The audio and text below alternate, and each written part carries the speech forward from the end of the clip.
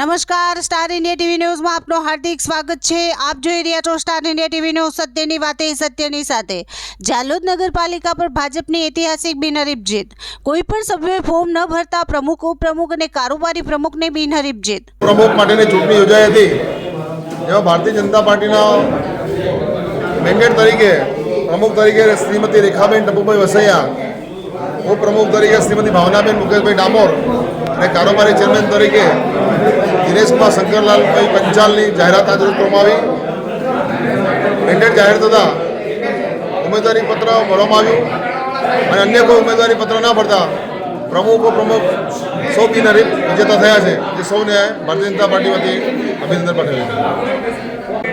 જાલોદ નગરપાલિકાની પ્રમુખ ઉપપ્રમુખની ચૂંટણીમાં પ્રમુખ તરીકે શ્રીમતી રેખાબેન ટપુભાઈ વસૈયા અને ઉપપ્રમુખ તરીકે ભાવનાબેન મુકેશભાઈ ડામોર અને કારોબારી અધ્યક્ષ તરીકે દિનેશકુમાર શંકરલાલ એટલે કે મારી નિમણૂક કરી છે, તે બદલ સમગ્ર ભારતીય જનતા પાર્ટી મોવડી મંડળ, જિલ્લા મોવડી મંડળ તથા કેન્દ્ર અને પ્રદેશના મોદી સરકાર ભૂપેન્દ્રભાઈ પટેલ અને સમગ્ર નેતૃત્વનો ખૂબ આભાર વ્યક્ત કરું છું।